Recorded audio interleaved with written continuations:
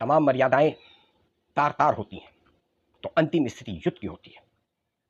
हमने देखा महाभारत के समय जब कौरवों ने तमाम मर्यादाओं का उल्लंघन किया तो अंत में महाभारत का एक भयानक निर्णायक युद्ध हुआ। आज शायद यही स्थिति बन गई है जब democracy, four pillar of democracy के नाम पर ये एंकर जिस किस्म के विषाक्त पत्रकारिता कर रहे थे और विरोधियों पर सवाल करने लगे थे।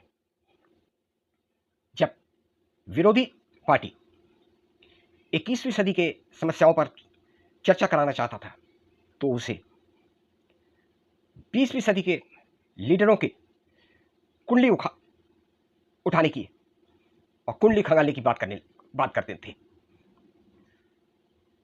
जब वर्तमान समय की समस्या पर बात की जा रही थी तब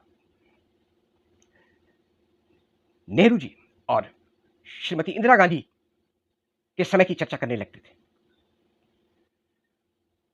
हेलो दोस्तों, आदाब, नमस्कार, सत श्री अकाल। मैं हूं आपका दोस्त पानीनी हुसैन। दोस्तों, आज कांग्रेस के लीडर पवन खेड़ा जी ने 14 ऐसे पत्रकारों की लिस्ट जारी की है जो लोग रोज प्राइम टाइम में देश के लोगों के बीच में नफरत और समाज में नफरत की दुकान सजाते थे। इसलिए इंडिया अलायंस की तरफ से यह घोषणा की गई कि इन 14 जो कथाकथित पत्रकार की भेष में एजेंडा चलाने वाले लोग, इनका बहिष्कार किया जाए। इसमें बिहार यात्रा कर चुके और झूठी खबरों को फैलाने वाले से लेकर अमन वर्मा, रमीश देवगन, रूबिका लियाकत जैसे चेहरे शामिल हैं। दोस्तों, यह निर्णय बहुत पहले होना था क्योंकि इन लोगों ने चंद पैसों के लिए देश में ऐसा विषाक्त माहौल बना दिया था जिसकी वजह से ज्यादातर लोग टीवी देखना छोड़ चुके थे और इंडिया अलायंस के इस निर्णय को कुछ लोग पत्रकारिता पर हमला बता रहे हैं। जब पत्रकारिता के नाम पर तमाम सीमाओं का उल्लंघन किया जा रहा हो और पत्रकारिता की जो मूल सिद्धांत है उससे हटकर सत्ता से सवाल न पूछकर विरोधियों पर को बदनाम करने का जब एजेंडा चलाया जा रहा हो तो विरोधियों को यह हक है कि वो किससे बात करेगा और किससे नहीं करेगा, इसका फैसला वो स्वयं करेगा।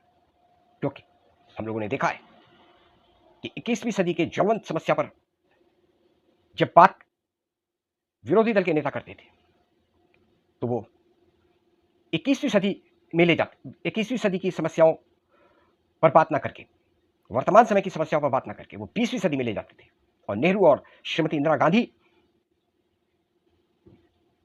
के समय की चर्चा करने लगते थे। आज ये बहुत दुर्भाग्य की स्थिति है कि हमारा मीडिया जो 180 देश के अंदर 161वें पौधान पर जाकर गिर गया है, उसका अंत इस तरह हो जाएगा कि अब विरोधी दल ये महसूस करने लगेंगे कि उनसे बात करना भी मुनासिब नहीं है।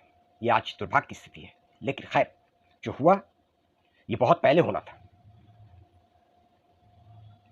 उम्मीद है कि आने वाली पत्रकार पीढ़ी इस जो कठिन निर्णय लिया गया है इससे सबक लेगी और अपनी पत्रकारिता की जो मूल भावना है, न्यूट्रल होके समस्या के समाधान के लिए प्रयास करना, सवाल पूछना, सत्ता से सवाल पूछना, न कि विरोधी दल के नेताओं से को उलझुल बातों में उलझाना। जय हिंद।